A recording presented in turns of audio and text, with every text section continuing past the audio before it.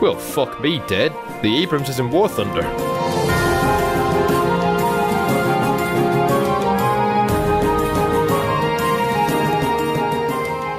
Hello lads and welcome back to the channel. My name is the Scottish Koala and today, holy shit, the M1 Abrams is being... Just give me a moment, boys.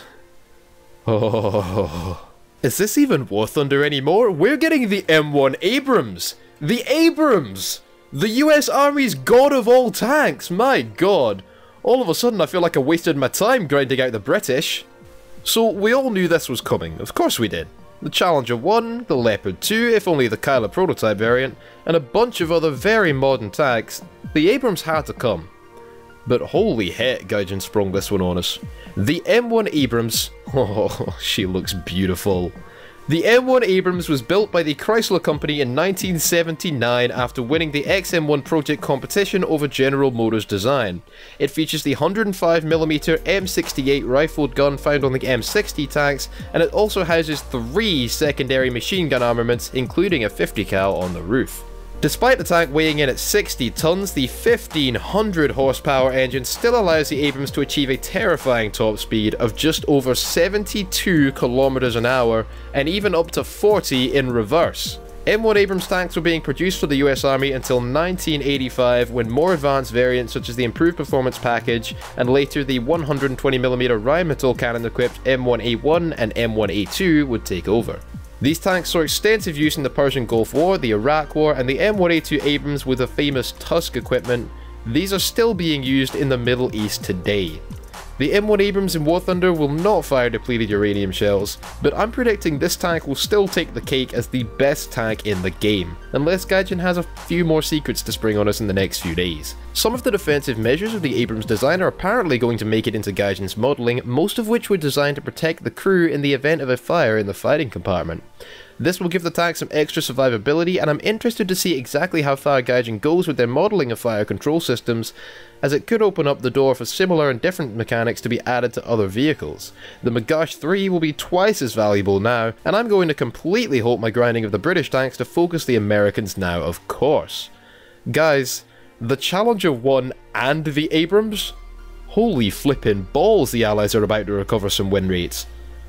Just as the Challenger 1 will be more than just an upgraded Chieftain Mark 10, although it follows the original design language, the Abrams will be so much more than an upgraded M60, and I cannot wait to see this gorgeous vehicle in the game. We really are breaching into the realms of truly modern vehicles now, which has got to mean that some much more modern jet aircraft are soon to be in the works, if not already. War Thunder is due to become one of very few games to feature at least a somewhat close to accurate representation of the M1 Abrams tank, and this could open scores of possibilities for advertising and bringing in new players.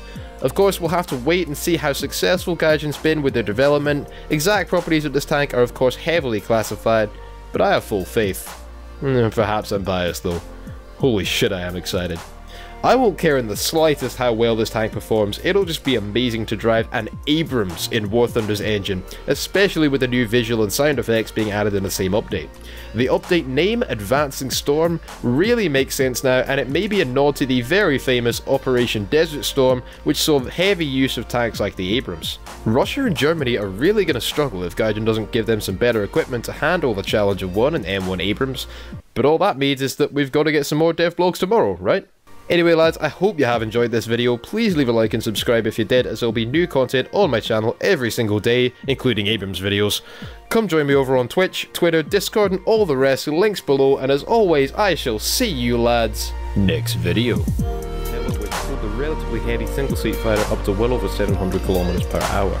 When I say heavy, I mean it. This thing weighed over 9,200 pounds empty, which is almost twice the weight of a Spitfire and 2,000 pounds heavier than an American P-51 Mustang. Now this is not an aircraft I can recommend buying, no sir. Now keep this in mind, this is my personal opinion, and however educated I may or may not be in your eyes, you'll have to decide for yourself whether or not to trust my advice.